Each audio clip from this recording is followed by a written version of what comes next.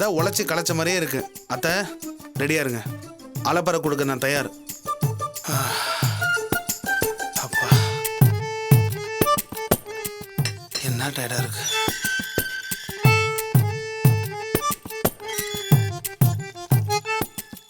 லாவண்யா, எங்க போயிருந்தீங்க? சாப்பிட வருவீங்கன்னு எவ்வளவு நேரம் காத்திருந்தேன் தெரியுமா? எனக்காக இது வெயிட் பண்ண? பசிச்சா சாப்பிட வேண்டியதுதானே? ஆமா, மணி 4 ஆச்சு. இன்னுமா காத்திருப்பாங்க? நான் அப்பவே சாப்பிட்டேன். கை கழுவிட்டு வாங்க சாப்பிட. அதானே பார்த்தேன். நீ அது புருஷன் வெயிட் பண்றதாவது.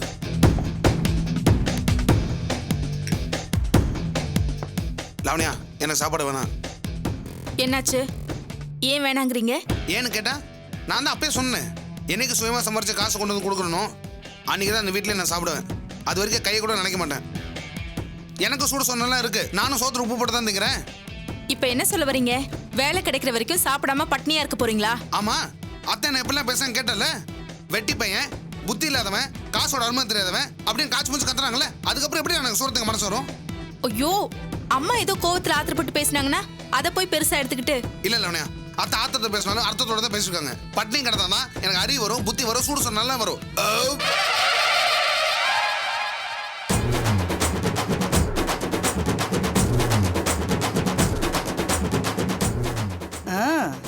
இப்ப சொன்னதெல்லாம் வருதோ இல்லையோ, பெருசா ஏப்பம் மட்டும் வருது. நீர் யானை கொட்டாய் விட்ட மாதிரி எவ்வளோ பெரிய ஏப்பம். ஏண்டி, உன் புருஷன் பசியோட வந்திருப்பாருன்னு இன்னுமா நம்பிக்கிட்டு இருக்க? எங்கேயோ மூக்கு முட்டை தின்னுட்டு அலுங்காம குலுங்காம வந்திருக்காரு. ஏப்பம் எப்படி வருது பாரு. பிசாசு எதை பண்ணிட்டு தான் கரெக்டா கண்டுபிடிக்குது பாரு. முழிக்கிறத பாரு. வயிறு முட்டை தின்னுட்டு வந்துட்டு பட்னி கிடந்தா அது ஒரு இது வரும்னு சவடால் வேற. ஐயோ அத்தை, காலையில ஒரு ரூபாய் கூட சாப்பிடல, கொலை பட்னி. ஆமா, சாப்பிடாமல இவ்வளோ பெரிய ஏப்பம் வரும். அம்மாடியோ, ஏப்ப சத்தம் இந்த வீட்டையே தூக்குதே.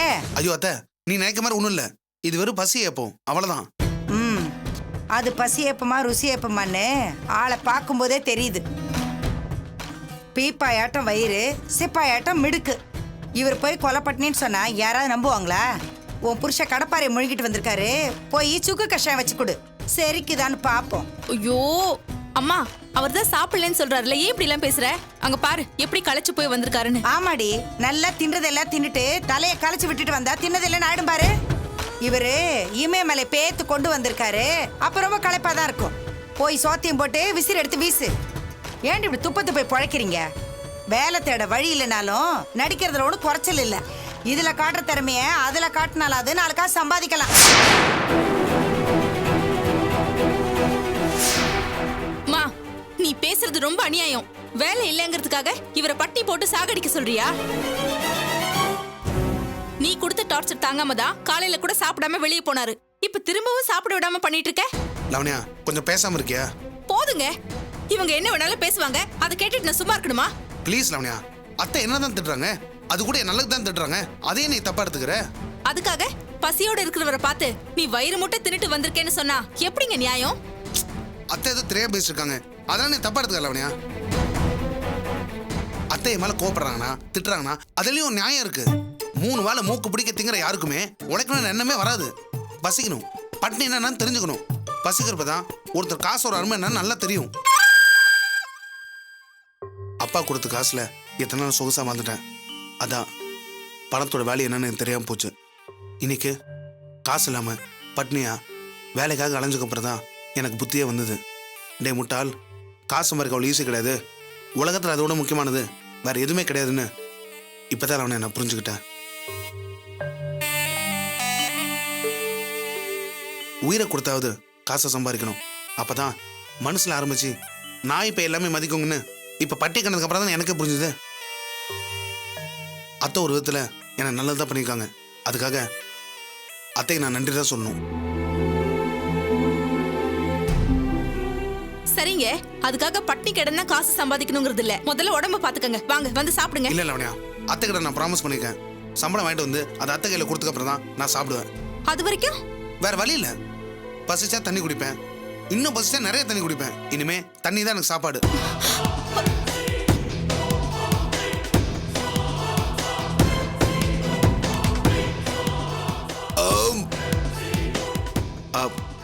சாரி அத்தை, தண்ணி கொஞ்சம் ஊற குடிச்சிடல, அதான் தப்பா எடுத்துக்காதீங்க. ஏங்க வேலை கிடைக்க 10-15 நாள் கூட ஆகலாம். அது வரைக்கும் இப்படி தண்ணியே குடிச்சிட்டு இருக்க போறீங்களா? இல்ல லாவண்யா, நான் ஒரு வேலை ஏற்பாடு பண்ணி தான் வந்திருக்கேன். இன்னைக்கு வர சொல்லியிருக்காங்க, நான் போகணும். எங்க? சொல்றேன், எனக்கு கொஞ்சம் டயர்டா இருக்கு. ஒரு 1/2 hour தூங்குறேன். என்ன ஒரு 5 மணிக்கு எழுப்பி விடுறியா? எதுக்குங்க? ஈவினிங் 5 o'clock வந்து பாருங்க, டியூட்டியில ஜாயின் பண்ணிக்கலாம்னு அண்ணாச்சி சொல்லிருக்காரு. அண்ணாச்சியா? மளிகை கடை வேலைக்கு எப்போ போறீங்க? சேச்சே, அது ஒரு ஜெர்மன் கம்பெனி. அப்போ அண்ணாச்சின்னு சொன்னது? அது அண்ணாச்சி இல்ல, ஆனா சி சார்லஸ். அங்க வேலை பார்க்குற மேனேஜரோட பேரு. லேடி, சுருக்கமா ஆனா சின்னு சொல்லுவாங்க. ஓ, அவங்க தான் வர சொல்லிருக்காங்களா? ஆமா, 5 மணிக்கு வர சொல்லிருக்காங்க. கரெக்ட் டைமுக்கு போலனா இந்த வேலையும் கிடைக்காது. கொஞ்சம் எழுப்பி விட்டுறியா ப்ளீஸ்? சரிங்க, ஆனா ஒரு வாய் சாப்பிட்டு வந்து படுத்தீங்கன்னா நல்லா இருக்கும். இல்ல லாவண்யா, நான் வேலையை ஜாயின் பண்ற வரைக்கும் சாப்பாடு பத்தி யோசிக்கவே மாட்டேன். வேலை கிடைச்சாலும் நாங்க கேன்டீன்ல தான் சாப்பிடுவேன். மாசம் சம்பளத்தை வாங்கிட்டு வந்து அத்தை கையில கொடுத்ததுக்கு அப்புறம் தான் நாங்க சாப்பிட்றதாவே முடிவு பண்ணியிருக்கேன். அதனால தான் சொல்றேன், என்னை கம்பல் பண்ணாத ப்ளீஸ்.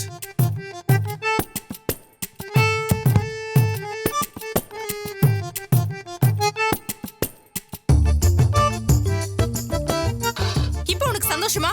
கண்டுபிடி பேசி சாப்பிட விடாம பண்ணிட்டல. ஆமா, ஒரு நாள் பட்னி கிடந்தா உன் புருஷன் ஒண்ணு ஒல்லி ஆட மாட்டாரு. அப்படியே இழைச்சாலும் அது மூளைக்கு நல்லதுதான். நீ சொன்னேங்கிறதுக்காக சாப்பிடாம கூட படுத்திருக்காரு. அதை பார்த்துமா உனக்கு பாவமா இல்ல? இருக்குடி, அதுக்காக சும்மா இருந்தா காசு எங்க இருந்து வரும்? சோறு எப்படி திங்கிறது? அவர் பட்னி கிடந்தாலும் பரவாயில்ல, உனக்கு காசு தான் முக்கியம் இல்ல?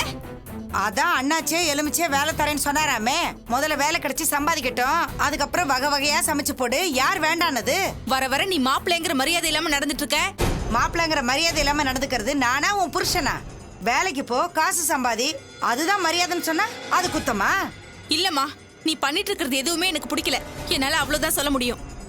நீ உன் புருஷனுக்கு கூஜா தூக்குறது எனக்கு கூட தான் பிடிக்கல. இதை நான் யார்கிட்ட போய் சொல்றது? புருஷன் பட்னியா இருக்கிறத பார்த்து எவ்வளவு நிம்மதியா இருக்க மாட்டான். முதல்ல அதை புரிஞ்சுக்கமா. ஆமாண்டி, அரை பட்னி கொலை பட்னி இருந்தாலும் புருஷன் சம்பாதிக்கணும். அவன் தான் ஆம்பளை. போதுமா, இதுக்கு மேல என் வாயை கிளறாத. போதுண்டி, இனிமே நீயாச்சு உன் புருஷனாச்சு. காசு சம்பாதிச்ச என்ன, காலாட்டிட்டு கட்டில படுத்திருந்தா எனக்கு என்ன? இதுக்கு மேல என் புருஷனை பத்தி ஒரு வார்த்தை தப்பா பேசுறேன், அப்புறம் நான் மனுஷியாவே இருக்க மாட்டேன். ஊரு 2 பட்டா கூத்தாடிக்க கொண்டாட்டம்.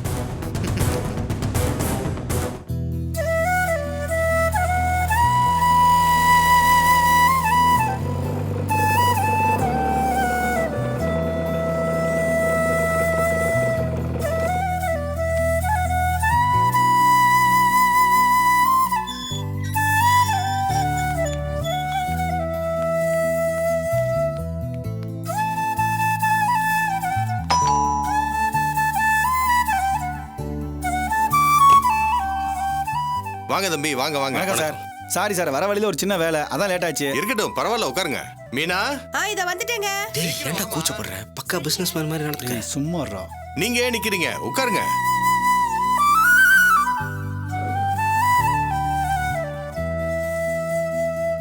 நான் சொன்னேன்ல, இவர் தான் கனகு. வணக்கம் தம்பி. வணக்கம்மா. இது அவரோட friend Thomas. Sir, Joseph sir. தப்பா எடுத்துக்காதீங்க, பேரை மறந்துட்டேன். இது என் மனைவி மீனா. சின்ன வயசுல பாத்திருப்பீங்க, ஆனா முகம் ஞாபகம் இருக்காது. மாமா உங்களை பத்தி பெருமையா பேசிக்கிட்டு இருந்தாரு. எனக்கு உங்களை பார்க்கணும் போல இருந்துச்சு. நான் தான் சொந்தக்கார பையனாச்சே, கூட்டிட்டு வாங்க, நேர்லயே பார்க்கலான்னு சொன்னேன். கவிதா அவ எங்கம்மா? உள்ளதாங்க இருக்கா, படிச்சுக்கிட்டு இருக்கா. கவிதா, வரேம்மா. என் பொண்ணு. ஏமா, டிஃபன் ரெடி தானே? சாப்பிட சொல்லலாமா? சரிங்க. சார் சார், டிஃபன்லாம் வேணாம் சார், இப்பதான் சாப்பிட்டு வந்தோம். அன்டைம்ல எதுக்கு? அப்படிங்களா? அப்போ டீ காஃபி ஏதாச்சும்? ஓகே சார், காஃபி கொஞ்சமா. மா, ஸ்வீட் காரம் காஃபி 3 சீக்கிரம் கொண்டாமா. சரிங்க. கவிதாவை வர சொல்லு. அப்பா, நானே வந்துட்டேன். சாரிப்பா, ரெக்கார்ட் ஒர்க் இருந்துச்சு, அதான் முடிச்சிட்டு வரலான்னு. உனக்கு எப்பவும் படிப்புதாமா. இதான் என் பொண்ணு கவிதா. வணக்கங்க. ஹாய். பிஎஸ்சி கெமிஸ்ட்ரி பண்ணிட்டு இருக்கா, 3rd இயர். 1 வருஷத்துல முடிஞ்சிரும். அதுக்கப்புறம் அப்பா, சாரிப்பா, இன்னும் கொஞ்சம் ரெக்கார்ட் ஒர்க் இருக்கு. சரிம்மா, நீ போ. சாரி, தப்பா எடுத்துக்காதீங்க. நம்ம இன்னொரு நாளைக்கு பேசுவோம். சரிங்க. இவளுக்கு படிப்புனா அப்படி ஒரு ஆர்வம், மேல படிக்கணும்னு ஆசைப்படுறா. எனக்கு என்னமோ அதுல விருப்பம் இல்ல. படிச்சு மட்டும் என்ன வேலைக்கு அனுப்ப போறோம்? இல்லாதவங்க சம்பாதிக்கிறது நியாயம், இருக்கிறவங்க எதுக்கு இன்னும் சம்பாதிக்கணும்? இருக்கிற சொத்தை அனுபவிச்சாலே போதுமே. ஆரம்பத்துல நானும் அப்படித்தான் உங்களை மாதிரி ஓடி ஆடி சம்பாதிச்சேன். நிறைய பிசினஸ், எதை பார்த்தாலும் அதை பண்ணணும்னு தோணும். எழுந்தா படுத்தா எப்பவும் காசு மேலே கண்ணா இருந்துட்டேன். ஒரு கட்டத்துக்கு மேல போதும்னு தோணுச்சு, உடம்பும் இடம் கொடுக்கல. Heart attack. அதான் சம்பாதிச்சது போதும்னு எல்லாத்தையும் மூட்டை கட்டி வச்சுட்டு இப்ப நான் ரெஸ்ட்ல இருக்கேன். எடுத்துக்கங்க தம்பி. எதுக்குங்க அதெல்லாம்? பரவாயில்ல, சாப்பிடுங்க. எங்களுக்கு சொத்துக்கு ஒன்றும் குறைச்சல் கிடையாது. இந்த தெருவுலயே 6 வீடு வாடகைக்கு விட்டுருக்கேன். அதுவும் இல்லாம ஒரு ஷாப்பிங் காம்ப்ளெக்ஸ் இருக்கு. மாசமான வாடகை வந்துடும். ஊர்ல 12 ஏக்கர் நிலம் இருக்கு. பரம்பரை சொத்து. நம்மனால விவசாயம் பார்க்க முடியுமா? அதான் குத்தகைக்கு விட்டேன். அதுலயும் இப்ப வருமானம் வந்துட்டு இருக்கு. காஃபி எடுத்துக்கங்க.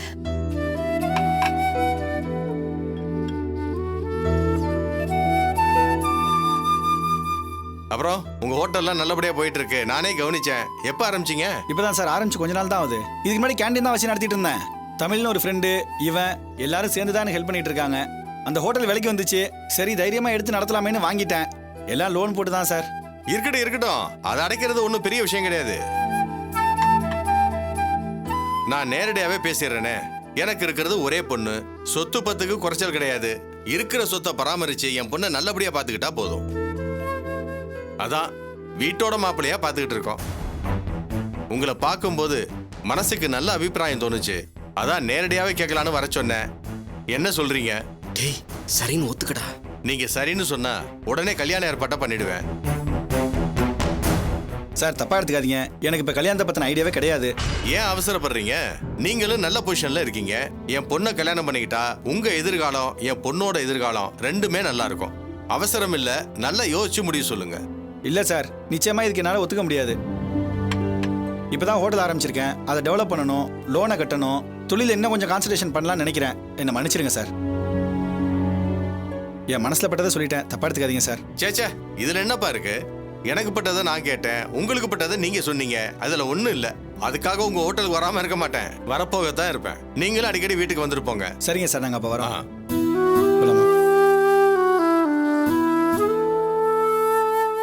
டேய் நல்ல அலைன்ஸா இருக்கேடா. உனக்கு என்ன பிரச்சனை? டக்குன்னு வேண்டான்னு சொல்லிட்டா? இல்லடா, எனக்கு என்னமோ பிடிக்கல. ஏன்டா பிடிக்கல? சொந்தமா ஹோட்டல் ஆரம்பிச்சிட்ட. இவங்களும் வசதியானவங்க, ஒரே பொண்ணு. கல்யாணம் பண்ணிட்டா லைஃப்ல செட்டில் ஆயிடலாம். டேய் ஏதாவது சொல்றா. அதுக்காக யாரை வேணா கல்யாணம் பண்ணிக்குவியா? யாரும் இல்லடா, சொந்தக்கார பொண்ணு. நல்ல பேக்ரவுண்டோட சொந்தத்துல பொண்ணு கிடைச்சா ஏன்டா வேணான்னு சொல்ற? இருக்கிற சொத்தை வச்சு 6-7 ஹோட்டல் ஆரம்பிச்சா நீ எங்கேயோ போயிடலாம்டா. எனக்கு சாதிக்கணும்ன்ற ஆசை இருக்கு. பெருசா வளரணும், கல்யாணம் பண்ணிக்கணும், லைஃப்ல செட்டில் ஆகணும்னு நினைக்கிறேன். அப்புறம் இந்த பொண்ணையே கல்யாணம் பண்ணிக்கலாமே. இல்லடா, நான் யாரையும் கல்யாணம் பண்ணிக்க முடியாது. என் மனசுல நான் தீபாவை தான் நினைச்சிட்டு இருக்கேன். என்னடா சொல்ற? தீபாவா? நடுவுல ஏதோ மறந்துட்டேன், எங்களுக்குள்ள ஒண்ணுமே இல்லைங்கிற மாதிரி சொன்ன. மறந்துட்டேன்னு எப்படா சொன்னேன்? தீபாவுக்கு ஐடியா இல்லை, அதனால டிஸ்டர்ப் பண்ண மாட்டேன்னு சொன்னேன். தள்ளி இருக்கிறதுனால லவ் பண்ணலன்னு அர்த்தம் கிடையாது. ஓஹோ, இதுக்கு இப்படி ஒரு அர்த்தம் இருக்கா? டேய், இன்னைக்கு நான் இந்த அளவுக்கு வளர்ந்ததுக்கு காரணம் தீபா தான்டா. அது சொன்ன அட்வைஸை கேட்டதால தான் எனக்கு முன்னேறணும்னு தோணுச்சு. தீபா கூடவே இருந்தா சாதிக்கிறது மட்டும் இல்லை, மனசுக்கு சந்தோஷமாவும் இருக்கும்டா. எல்லாம் சரி, அங்க எப்படி ஓகே சொல்லிட்டாங்களா? இல்லடா. இல்லையா? என்ன விளையாடுறியா? தீபா ஒத்துக்காம எப்படிடா கல்யாணம்? மனசுலயே குடும்பம் நடத்த போறியா? இதான் உன் ஐடியானா? நேரில் போய் பேச வேண்டியதானே? இல்லடா, என்னால் தீபாவுக்கு சங்கடம் வரக்கூடாதுன்னு பார்க்குறேன். நானா வாய் விட்டு என் ஆசையை சொல்ல போகிறதில்ல. தீபாவுக்கு ஒரு ஐடியா தோணுச்சுன்னா, என்னை கல்யாணம் பண்ணிக்கணும்னு ஆசைப்பட்டா எங்கள் கல்யாணம் நிச்சயமாக நடக்கும். நல்லா இருக்குடா நீ பேசுறது. இவர் மனசுக்குள்ள நினைச்சுக்குவாராம், அவங்க வந்து ஐ லவ் யூ சொல்லுவாங்க. ஏன்டா நீ ஆசைப்படுற? இது தெரியாம அந்த பொண்ணு வேற ஒருத்தனை கல்யாணம் பண்ணிட்டு போயிட்டா என்னடா பண்ணுவ? அப்படிதான் நடக்காது. நடந்தா அப்புறம் பார்த்துக்கலாம். என்ன பாப்பா? தீபா தான் எனக்குன்னு இருந்தா அதை யாராலையும் மாற்ற முடியாது. நானா போய் கம்பல் பண்ணவும் மாட்டேன். நான் உண்மையா லவ் பண்றேன், தீபாவுக்காக வெயிட் பண்றேன். தீபாவுக்கும் பிடிச்சிருந்தா எங்க கல்யாணம் நிச்சயமா நடக்கும். அதனால புதுசா ஒரு பொண்ணை பத்தியோ கல்யாணத்தை பத்தியோ நான் யோசிக்கவே மாட்டேன். நீ தெளிவா தான் பேசுற. எனக்கு தான் மண்டை குழம்புது. சரி வண்டி எடு, போயிட்டே பேசுவோம்.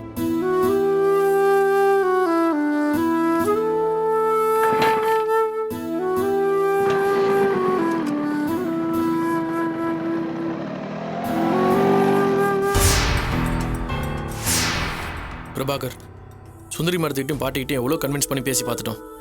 ஆனால் அவங்க எங்களே ரொம்ப அசிங்கப்படுத்திட்டாங்க. இனிமேல் எங்கள் வீட்டுக்கே வராதிங்க, எங்கள் முகத்திலே முழிக்காதுன்ற ரேஞ்சுக்கு பேசிட்டாங்க. தெரியும் தமிழ், அதான் எங்கள் வீட்டிலே பார்த்தனே. இருந்தாலும் நான் ஒரு வாட்டி அங்கே போய் பேசி பார்த்தா. இல்ல பிரபாகர், இனிமே நம்ம யார் சொன்னாலும் அவங்க கேட்க மாட்டாங்க. அவங்க கேட்குற மனநிலைமையிலையும் இல்லை. புரியுது. அம்மாவுக்கு அப்புறம் அவங்க தான் நான் முடிவு பண்ணி வச்சிருக்கேன். சுந்தரி அம்மா கிட்ட அதை நேரடியாகவே பேசிட்டேன். இப்போதைக்கு அவங்க நம்மளை மன்னிச்சு வீட்டுக்கு வரணும்னு அவசியம் கிடையாது. நம்ம மேலே கோவம் இல்லாமல் சகஜமாக அவங்க இருந்தால் அதுவே எனக்கு இப்போ போதும். பிரபாகர், நான் ஒரு ஐடியா சொல்கிறேன். எனக்கு என்னமோ உங்கள் அப்பா போய் பேசினா அவங்க சமாதானம் ஆவாங்கன்னு தோணுது. ஏன்னா எல்லாரையும் விட அவர் மேலே தான் சுந்தரி மேடம் ரொம்ப கோவமாக இருக்காங்க. ஆமா பிரபாகர், அப்பா போய் பேசினா சரியா இருக்கும்னு எனக்கும் தோணுது. அவங்களுக்கு தனியா வீடு பார்த்ததை நினைச்சு ரொம்ப ஃபீல் பண்றாங்கன்னு நினைக்கிறேன். அப்பா அவங்கள மதிக்காத மாதிரியும் செகண்ட் டைமும் அவங்கள அவமானப்படுத்தி வெளியே அனுப்பிட்ட மாதிரியும் ரொம்ப வருத்தப்பட்டு பேசினாங்க. எனக்கு தெரிஞ்சு அப்பாவால மட்டும்தான் அவங்கள சமாதானப்படுத்த முடியும். ஓகே, நான் அப்பா கிட்ட பேசுறேன். அப்பா சுந்தரி அம்மாவை கன்வின்ஸ் பண்ணிடுவாங்க. பாட்டி தான் கொஞ்சம் கோவப்படுவாங்க. ஆனா அப்பா சொன்னா கண்டிப்பா அவங்களும் ஏத்துப்பாங்க. உங்களால அவங்க இருக்கிற இடம் தெரிஞ்சிச்சு. அவங்கள கன்வின்ஸ் பண்றதுக்கு ஒரு ஐடியா கிடைச்சிச்சு. இப்பதான் மனசுக்கு நிம்மதியா இருக்கு. இதுக்கெல்லாம் உங்களுக்கு தான் தேங்க்ஸ் சொல்லணும். ரொம்ப நன்றி. இதுக்கெல்லாம் எதுக்கு தேங்க்ஸ் சொல்லிக்கிட்டு? நம்ம குடும்பத்துக்குள்ள ஒரு பிரச்சனை இருக்கு. அதுக்கு எப்படியாவது ஒரு ஐடியா பண்ணி இந்த பிரச்சனையை சால்வ் பண்ணுற வழியை பார்க்கணும். புவனா மேடத்தையும் சுந்தரி மேடத்தையும் எப்படியாவது பேலன்ஸ் பண்ணி இந்த பிரச்சனைக்கு ஒரு முடிவு கட்டி ஆகணும். இந்த பிரச்சனை இப்படியே வளர விடக்கூடாது. இல்ல தமிழ், நாம நினைச்சாலும் இந்த பிரச்சனை ரொம்ப நாள் நீடிக்காது.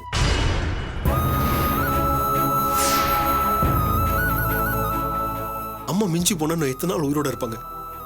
அவங்களுக்கு அப்புறம் அந்த பிரச்சனை கண்டிப்பா முடிவுக்கு வந்துடும். அதுல எனக்கு சந்தேகமே இல்லை.